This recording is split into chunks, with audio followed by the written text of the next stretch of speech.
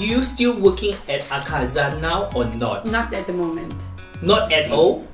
Not even behind the scene? No. Okay. Yeah. So your new career, yes. Yes. Tell me about your new career because you are training as a pastry chef for Le Cordon Bleu. Le Cordon Bleu. very French word, very chic. So very, Le Cordon Bleu. Le Cordon Bleu. In English is the blue ribbon. Okay, tell me about that, please. Le Cordon Bleu is the most prestigious school for French culinary arts and pastry arts from Paris, France, and it's 150 years old this year. Last year, so it's 151 this year. Mm-hmm. So it's like my lifelong dream to. It's always my dream. Like I like to cook and make cakes and feed people. It's like I think maybe I got it from my mom and my grandma. It's like, and also as a trans woman, I think you tend to take the traits of your mother and your grandmother in you. So I always like to cook and feed, and I feel like I could do well in this line. So I went to study the Cordon Bleu in Bangkok. For the course, right? Yeah. Is culinary course, right? It's French cuisine and French pastry. I studied both. You can actually just study French cuisine or French pastry, you can choose. Yes. But if you study both, you get a grand diploma. Okay. It's a grand diploma. If you study only one, you only get the diploma in cuisine or the Okay. diploma in pastry. Oh. So I decided to do both. Because I keep thinking you are only the pastry. No, you I studied train- both. Yeah, I trained Okay. it Wow. by accident actually. I was only going to do only pastry. Okay. I started my first term only doing pastry. And then my pastry chef said he thinks I have the talent, and he said, why don't you do grand diploma? So I said, okay, why not? Then in the beginning I kind of regretted it a bit. Why? It's full schedule, 8 a.m. You start at 8, you finish at 7, 5 days a week. Wow. Non-stop. And French cuisine is a lot of classic technique. Like if you cut an onion, and if they call it a brunoise, it has to be 1 millimeter by 1 millimeter. All the pieces have to be exactly. My goodness. Yeah. Because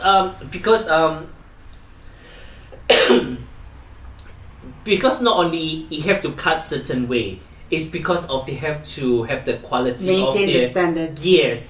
So you're under such a high pressure to Yes. under that pressure. And all the chefs are French. There's Okay. only one chef who's there who's not French. He's Thai. Other than that, they're all French. They speak French or English? In the class, they speak English, but it's also translated into Thai. There's a translator who translates it into Thai. Okay. Yeah, you don't have to learn it. You don't have to speak French. Do you speak French now? I'm studying it. It's so hard. Okay. Yeah, but in Le Cordon Bleu in Paris, they also teach instructed English and no translation. But you'll be surprised because when I was in Paris last year, I went to visit them. 80% of the students are from China. Really? It's like when I walked in there, I said, Chinatown! there are no European students, they're all from China, because they say that students from China, they feel like it's the best to get it from Paris directly. Okay. Wow. Yeah. Okay. So you prefer to cook pastry or the traditional French cuisine? I prefer French pastry and also like modern cakes, fondant cakes. I like making cakes and sweet things. I also like to cook like cuisine, like but not technically French cuisine. I like to cook Thai. I like to cook Chinese. You know. But mainly cakes is what I like. Mainly cake. Yeah. I like to eat cake. Yeah, me too. But you're so skinny. Yeah, I don't eat too much of it, but I have the kind of metabolism that I can eat a lot of sweet things and I don't put on weight. Okay. But if I eat rice, or if I eat potatoes, I'm big. Okay. Yeah. Wow. So the carbs. Maybe, yeah, carbs. Okay. Wow. So what is your favorite dessert to make? There's so many, but I like mousse cakes. You Have you like seen mousse? those mousse, glazed mousse cakes? If you look on Instagram or YouTube nowadays, it's very in. Okay. It's like shiny, like a mirror. Oh, really? But No. inside it's a mousse, soft mousse cake, but it has like jelly and a layer of cake and something crunchy, but it's covered in this mirror glaze. It's called miroir glaze in Okay. French. So you like to make that one? Yes, because it looks so beautiful. Okay. I think for me, I feel like the pastry has to, obviously it has to taste nice. So I always use the best ingredients. But I Okay. also think nowadays in this 2017 that we live in, it also has to look really beautiful. Yeah. Or you The have- presentation. Yes. And it has to look like, you look at it and say, oh my god, is that a cake? People Yes. want that wow factor, and they want to take pictures of it and put it on social media Yes. before they eat it. You know. Because I think I watch a lot of Taiwanese program as well. So the Taiwanese people get lots of influence from Korea and Japan. Yes. So they make their food like Hello Kitty, everything, yes. Everything that you can dream of. They're so adorable, so kawaii. Yeah. Now you can just eat them. Yeah.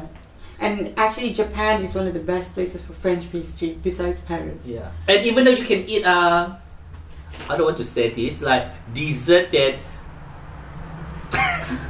they serve you like a toilet bowl. Oh yeah, in Japan, in the toilet bowl. Too much concept. Yeah, too much concept, like eating. And did you hear about the naked restaurant where you're all naked and you sit and eat naked in Japan? No. You have to take all your clothes off. Really? But Japanese is a bit that way,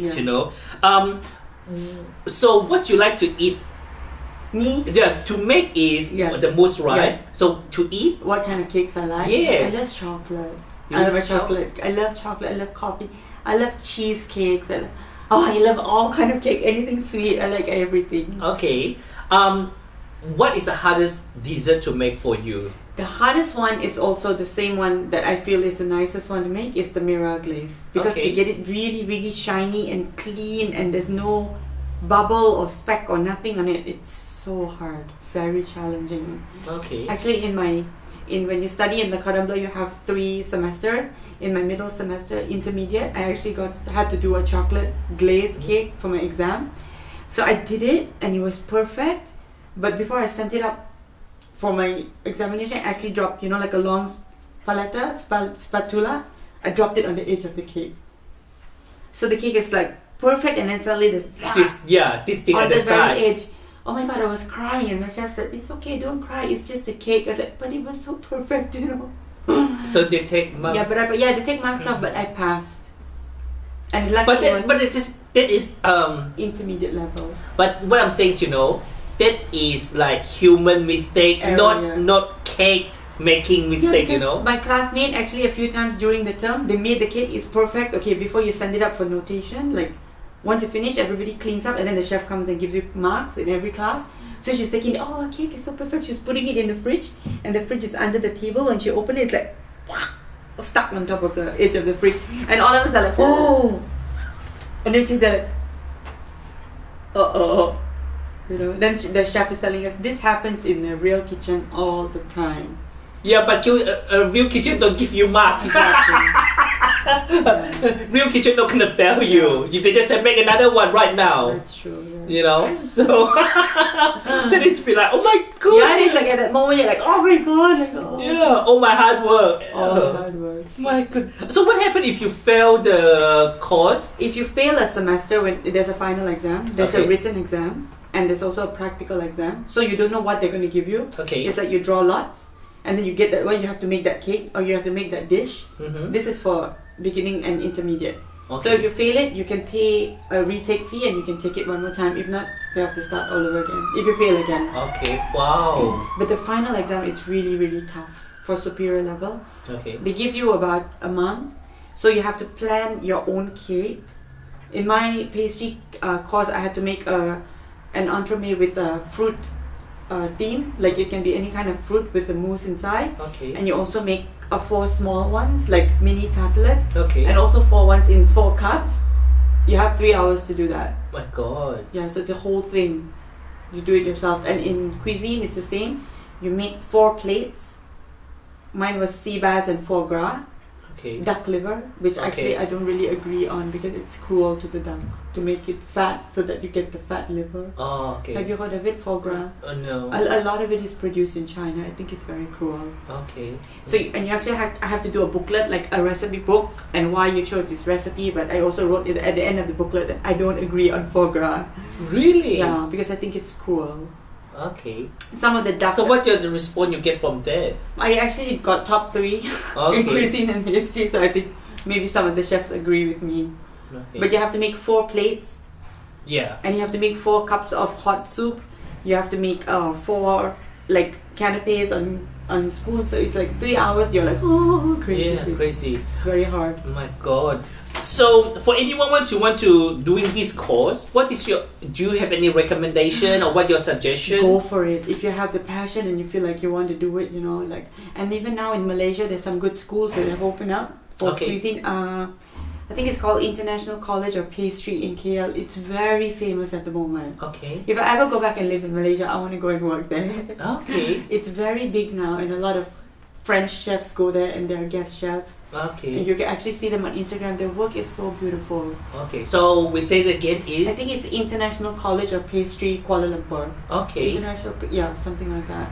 No problem. So and our Malaysian audience, can check it out, because I also know we have a lot of Malaysian audience as well. Yes. So what next? Because you finished your course already? Yes, I finished in 2015. And you also have something online? Yeah, I have a small pastry shop online, but I also teach classes with some schools in Bangkok where they're small independent schools. Okay. So like people come for a 5-day course, a 4-day course. So I teach fondant cakes and I teach small pastry cakes. And when chefs come from overseas, like they come from Spain or France, I'm invited to assist them because they need an assistant. Mm-hmm. Because like if you're a very famous chef, you're not actually doing the work. Yeah. You have someone doing all the work for you. You only just talk. Yeah. So yeah. Okay. So I have to help them and assist them. So I do that as well. How about your online business? Yeah, my online business is doing okay, but like I'm traveling so much, so I'm always abandoning the business. Yeah. And it's always like when I'm away, people are messaging me, can I order 12 cupcakes? I'm away at the moment. I'll let you know when I'm back. You know?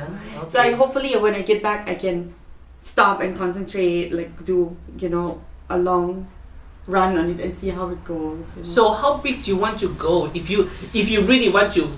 I don't want to be big at all. My dream is to have like a nice little quaint shop, like a mama and papa coffee shop where you have nice coffee, nice cakes, but you also can come in and take our classes in the back. Like we have a small classroom, and then you can order wedding cakes or birthday cakes. I just want like not too big, but something that.